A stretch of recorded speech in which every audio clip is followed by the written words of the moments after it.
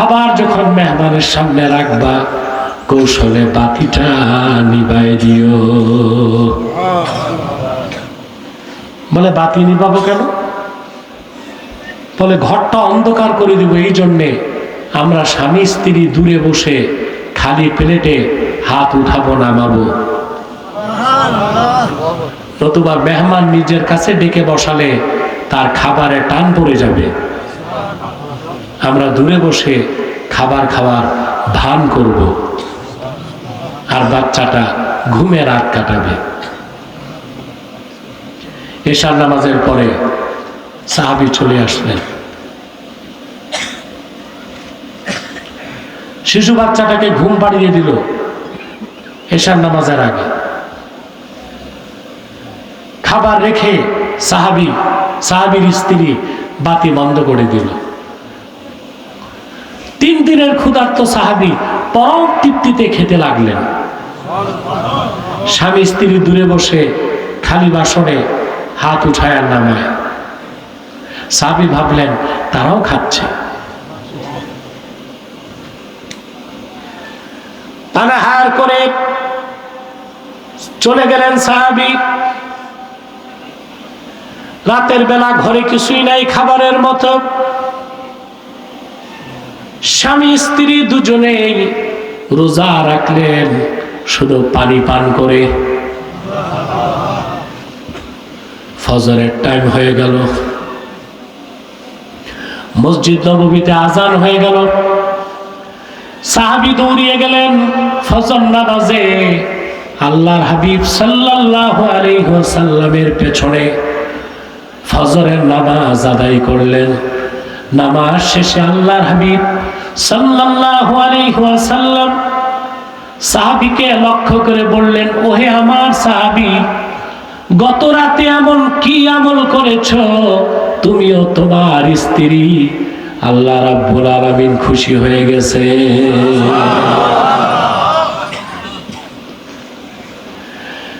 সাহাবী বললেন, ইয়া রাসূলুল্লাহ, ইয়া হাবিবাল্লাহ,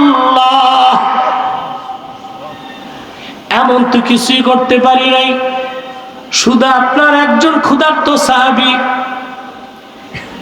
3 দিন রোজা রেখেছেন, পানি পান করে কিছু খান নাই। ঘরে যা খাবার ছিল সবটুকুন তারে মেহমানদারি করে দিয়েছি। আমি আর আমার স্ত্রী পানি পান করে সেহরি করেছি। ছোট বাচ্চাটা না খেয়ে ঘুমায় আছে, এর চেয়ে বেশি কিছু করতে পারি নাই। আল্লাহর হাবিব বললেন, রে সাহাবী, তোমাদের এতটুকু আমলের কারণে স্বয়ং আল্লাহ পাক এত খুশি হয়ে গেছেন, তোমাদের প্রশংসায় কোরআনের আয়াত নাজিল হয়ে গেছে। وَيُؤْثِرُونَ عَلَى أَنفُسِهِمْ وَلَوْ كَانَ بِهِمْ خَصَاصَةٌ। আল্লাহ ডেকে বললেন, হাবিব মুহাম্মদ সাল্লাল্লাহু আলাইহি ওয়াসাল্লাম, আপনার সাহাবীগণের মধ্যে এমন উন্নত চরিত্রের মানুষও আছেন যারা ক্ষুধার যন্ত্রণা নিজেরা বরদাস্ত করে অন্য মুসলমানকে প্রাধান্য দিয়ে দেয়। বলেন সুবহানাল্লাহ। তাহলে খরচ করবেন, কথা বলে না। ক্ষুধার্তকে খাদ্য দিবেন, অসুস্থকে চিকিৎসা সেবা, যার ঘর নাই তাকে ঘর করে দেয়া, মসজিদে দেওয়া, মাদ্রাসায় দেওয়া, এভাবে হালাল সম্পদ থেকে দান করতে হবে। পারবেন না ইনশাআল্লাহ? রমজান মাস আসতেছে, সওয়াব কামাই করার মৌসুম, ঠিক কিনা? সওয়াবের মৌসুম কি? জোরে বলেন। প্রত্যেক সক্ষম ব্যক্তি 2-1 জন মানুষকে ইফতার ও সেহরি করাবার দায়িত্ব নেবেন। পারবেন না? রমজানে আপনার আশপাশে এমন বহু পরিবার ও ঘর আছে যারা নিম্নবিত্ত, 3 বেলা খাবার নাই, কিন্তু কারো কাছে হাত পাততে পারে না, ভিক্ষা করতে পারে না। আপনারা খোঁজ নিয়ে খাদ্য সামগ্রী, ইফতার সামগ্রী বস্তায় করে নীরবে লোকচক্ষুর অন্তরালে থেকে বাড়িতে পৌঁছায় দিবেন। তাহলে আপনি রোজা রেখে যে সওয়াব পাবেন, ওই রোজাদারকে ইফতার করানোর কারণে আপনি তার রোজারও সওয়াব পাবেন। করবেন না ইনশাআল্লাহ? চেষ্টা করবেন। তাহলে আমরা কি আলোচনা করতেছি? হুদাল্লিল, কথা বলে কোরআন মুত্তাকিদের জন্য কি? জোরে বলেন, পথ প্রদর্শক। মুত্তাকি কারা? যারা ঈমান এনেছে, 5 ওয়াক্ত নামাজ আদায় করে, আল্লাহ প্রদত্ত রিজিক থেকে দান করে। সুবহানাল্লাহ। এই কথাগুলো বুঝলাম? কথা বলেন। এরপর আল্লাহ তাআলা বলেন, والذين يؤمنون بما أنزل إليك وما أنزل من قبلك وبالآخرة هم يوقنون سبحان الله মুহাম্মদ সাল্লাল্লাহু আলাইহি সাল্লাম এবং যারা আপনার উপর অবতীর্ণ এই কোরআনকে বিশ্বাস করে এবং পূর্বে যত আসমানি কিতাব এসেছে ওগুলো আল্লাহর কালাম ছিল এটা বিশ্বাস করে। কথা বুঝেন? ওগুলো আল্লাহর কালাম ছিল, অর্থাৎ মুসা নবীর উপর যে তাওরাত এসেছিল সেটা আল্লাহর কালাম ছিল। এখন তাওরাত নামে যেটা আছে এটা আল্লাহর কালাম না। ঈসা নবীর উপর যে ইনজিল এসেছিল ওইটা আল্লাহর কালাম ছিল। এখন ইনজিল শরীফ নামে যে ভুয়া কিতাব আছে ওইটা না। আমি বুঝাতে পারলাম? কোরআন শরীফের এই আয়াতের অপব্যাখ্যা করার মাধ্যমে খ্রিস্টানরা অনেক মানুষকে খ্রিস্টান বানাচ্ছে। আল্লাহ তো বলছেন কোরআনকে বিশ্বাস করতে হবে, আগে যেগুলো আসছে ওগুলো বিশ্বাস করতে হবে। আগে যেগুলো আসছে ওগুলোর অস্তিত্ব আছে? কোরআন নাজিলের পর ওই সব রিজেক্ট হয়ে গেছে। কি জোরে? অর্থাৎ আপনার উপর অবতীর্ণ কোরআনকে বিশ্বাস করবে এবং পূর্বে পয়গম্বরদের কাছে আল্লাহর পক্ষ থেকে যা এসেছিল ওগুলো আল্লাহর কালাম ছিল এইটা বিশ্বাস করবে। স্পষ্ট? ওয়াবিল আখিরাতি হুম ইউকিনুন, এবং আখিরাতকে বিশ্বাস করবে। এই লোকগুলো খাঁটি মুমিন মুত্তাকি। বলেন সুবহানাল্লাহ। এদের দুনিয়াতে কোনো চিন্তা নাই, আখিরাতেও কোনো চিন্তা নাই। এদের ব্যাপারে আল্লাহ বলেন, উলাইকা আলা হুদাম মির রাব্বিহিম ওয়া উলাইকা হুমুল মুফলিহুন। এই সকল মুত্তাকিগণ তাদের রবের হেদায়েতের উপর প্রতিষ্ঠিত আছে, আর এই মুত্তাকিগণ চূড়ান্তভাবে সফলতা লাভ করেছে। বলেন সুবহানাল্লাহ। আমরা মুত্তাকি হব? মুসলমান একটা কথা মনে রাখবেন, আল্লাহর হাবিবের প্রত্যেক ইমানদার উম্মত বেহেশতে যাবে, যত বড় গুনাহগার হোক বেহেশতে যাবে। কিন্তু যারা ইমানদার সৎকর্মশীল মুত্তাকি তারা বিনা আযাবে বেহেশতে যাবে, আর যারা ইমানদার কিন্তু গুনাহগার তারা আযাবের পর বেহেশতে যাবে। আর আপনারা বেহেশত চান কোন চান্সে? আযাবের আগে না আযাবের পরে? তাহলে আপনাদের মুত্তাকি হতে হবে। যারা মুত্তাকি হয়ে যাবে তারা জান্নাতের দিকে দৌড়াবে না, জান্নাতি তাদের কাছে চলে আসবে। আল্লাহ রাব্বুল আলামিন বলেন, ওয়া উযলিফাতিল জান্নাতু লিল মুত্তাকিনা গায়রা বাঈদ। কাল কিয়ামতের দিন যারা মুত্তাকি আল্লাহর জান্নাত তাদের নিকটবর্তী করা হবে। কি আশ্চর্যের বিষয়! মানব জাতি জান্নাতের দিকে দৌড়াবে, আর হাসর ময়দানে জান্নাতি মুত্তাকিদের কাছে চলে আসবে। আমরা ওই রকম মুত্তাকি হতে চাই? মুত্তাকি হব না? মুত্তাকি হওয়ার বৈশিষ্ট্যগুলো কি শিখছি না? এখন শুধু আমল, শুধু কি আল্লাহ যেন আমাদের প্রত্যেককে মুত্তাকি হিসেবে কবুল করে নেন। বলেন আল্লাহুম্মা আমিন। সময় দেখো কত।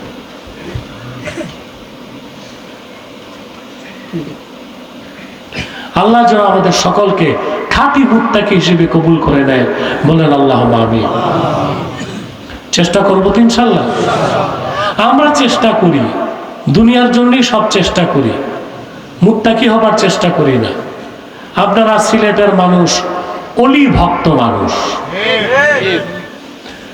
অলিদের যতটুকু ভক্তি করেন নিজেরা অলি হবার ততটুকু চেষ্টা করেন না। অলি হতে বংশ লাগে? কথা বলেন। টাকা লাগে? পয়সা লাগে? শুধু তাকওয়া লাগে, তাকওয়া। এই তাকওয়া দিয়ে মুত্তাকি। অলি হতে বংশ লাগবে? টাকা পয়সা? কোরআনে কারীম আল্লাহ রাব্বুল আলামিন বলেন, আলা ইন্না আউলিয়া আল্লাহি লা খাউফুন আলাইহিম ওয়ালা হুম ইয়াহজানুন। সাবধান জেনে রেখো, নিশ্চয়ই যারা আল্লাহর ওলি তাদের কোনো ভয় নাই, তাদের কোনো চিন্তা নাই। এই ঘোষণা কার? আল্লাহর ওলিরা ভয় পায়। হযরত শাহজালাল ইয়ামান থেকে এসেছেন, কয়জন নিয়ে? মাত্র। তখন কি সিলেট এরকম ছিল? জঙ্গলে ভরপুর, হিংস্র হায়ানা, ভাগ বল্লুক চতুর্দিক। তার চেয়ে হিংস্র ছিল মানুষরূপী শয়তান গৌর গোবিন্দ। ভয় পাইছেন? শাহজালালের বগলে ছিল জানামাজ, এক হাতে তসবিহ আর এক হাতে ইনসাফের তরবারি। আল্লাহর ওলিরা ভয় পায় না, চিন্তাও করে না। সুবহানাল্লাহ। আল্লাহ ছাড়া কাউকে ভয় পায় না।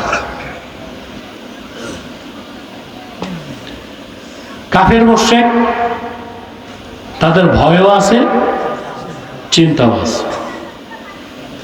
আপনারা শুনছিলেন না 2001 সালে টুইন টাওয়ার হামলা হয়েছে? কোথায়? জোরে বলেন। আমি জানি না এই কাজ কারা করছে।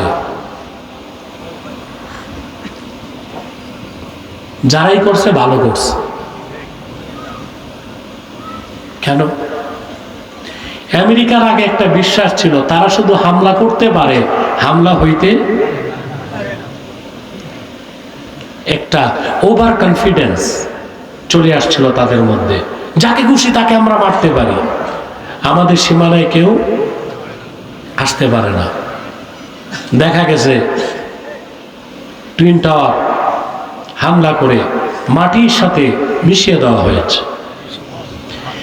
এটা নিয়ে অনেক কনস্পিরেসি থিওরি আছে, ষড়যন্ত্র তত্ত্ব আছে। কে করছে, কারা করছে, বহুত কথা আছে, ঠিক না? যারাই করছে ভালোই করছে। আতঙ্ক ঢুকছে কিনা একটা, যে আমরা হামলা হইতে, যখন টুইন টাওয়ারে হামলা হয়েছে তখন প্রেসিডেন্ট ছিল এই দেশে বুশ। বুশ বুশ এই কুত্তাটা, ওর প্রতি আমার ঘৃণা। ও বাগদাদে হামলা করছে, ইরাকে হামলা করছে। সে যাচ্ছিল ওয়াশিংটন থেকে আমেরিকার আরেকটা প্রদেশে কোনো এক অনুষ্ঠানে। হামলার পর প্লেনে তাকে জানানো হলো, sir America under attack, America আক্রান্ত হয়েছে। সে বলল, পাইলটকে ডেকে বলল, প্লেন কত উপরে আছে? বলে 21,000 ফুট। বলে আরো উপরে উঠো। কিছুক্ষণ পর বলে কত উপরে আছে, বলে 27,000 ফুট, বলে আরো উপরে উঠো। কিছুক্ষণ পর কত উপরে আছে, 27,000 ফুট, বলে আরো উপরে উঠো, 33,000 ফুট। এরপর বললো আরো উপরে উঠাও, 40,000 ফুট উপরে প্লেন উঠাইছে ভয়তে। পাইলট বলল এর উপরে আর উঠানো যাবে না। যত ভয় কাফেরদের, যত চিন্তা কাফেরদের। বলা হয় টুইন টাওয়ারে যারা প্লেন নিয়ে সুইসাইড করছে, বুঝলেন, প্লেন নিয়ে যারা অ্যাটাক করছে তারা প্রত্যেকেই মুসলিম ছিল। কি পরিমাণ দুঃসাহস সিনায় ছিল, নিশ্চিত মৃত্যু জেনে কাফেরের কপালে আঘাত করে দিছে। তাহলে যত ভয় ও চিন্তা কাদের? মুমিনদের কোনো ভয় নাই, চিন্তা। কিরকম মুমিন? আল্লাহ বলেন যারা আল্লাহর ওলি। আল্লাহর ওলি কারা? আল্লাহ বলেন আল্লাযীনা আমানু ওয়া কানু ইয়াত্তাকুন, যারা ঈমান এনেছে আর হৃদয় থেকে আল্লাহকে ভয় করে মুত্তাকি হয়ে গেছে, তারা প্রত্যেকেই আল্লাহর ওলি হয়ে গেছে। এতক্ষণ কি আলোচনা করতেছি মাথায় ঢুকছে? মুত্তাকি কি হতে হবে? হব। আমরা যে মুত্তাকি হতে পারি, প্রত্যেকেই আল্লাহ তাআলার এক একজন ওলি হতে পারবো। পারবো না ইনশাআল্লাহ? মুত্তাকি হওয়ার জন্য কি কি শিখলাম? পরিপূর্ণ ঈমান, 5 ওয়াক্ত নামাজ, আল্লাহর পথে খরচ, পুরা কোরআন ও সুন্নাহ কি বিশ্বাস, আখিরাতের বিশ্বাস। পারবো তো ইনশাআল্লাহ? আল্লাহ আমাদেরকে কবুল করুক, মঞ্জুর করুক, বলুন আল্লাহুম্মা আমিন। আল্লাহ আমাদের এই প্রতিষ্ঠানকে কবুল করুক। আমার যতটুকু মনে পড়ে 2018 সালে এসেছিলাম, 17 সালে এসেছিলাম রাতে। আর আজকে এই তোমরা উঠছো কেন?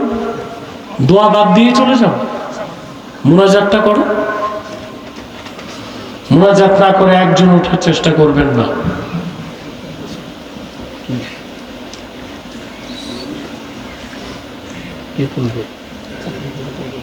আচ্ছা, মাদ্রাসার জন্য কেউ যদি কিছু অংশগ্রহণ করতে চান, নগদ হোক, বাকিতে হোক, যেভাবেই হোক বলতে পারেন, আমি মুনাজাতে শামিল করে নিব। 5,000 টাকা দিলে মাদ্রাসা। আপনার নাম? আসগর আলী। আসগর আলী সাহেব মাদ্রাসার জন্য 5,000 টাকা দিচ্ছেন, আলহামদুলিল্লাহ। আর 5,000 টাকা জামাল আহমদ কুমিল্লা চাঁদপুর থেকে দিলেন। কুমিল্লা চাঁদপুর থেকে জামাল আহমদ দিয়েছে আরো 5,000 টাকা। আল্লাহ কবুল করুক, মঞ্জুর করুক। 5,000 টাকা দিয়েছেন ফয়জুল আহমদ, মা বাবার। ফয়জুল আহমদ 5,000 টাকা দিয়েছে তার বাবা মায়ের জন্য।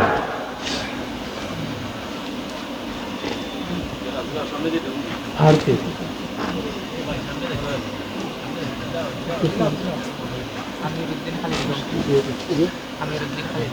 আমিরউদ্দিন খালিদকে 1,000 টাকা দিয়েছে। কি না? আমিরউদ্দিন 1,000 টাকা দিয়েছে। আল্লাহ কবুল করে।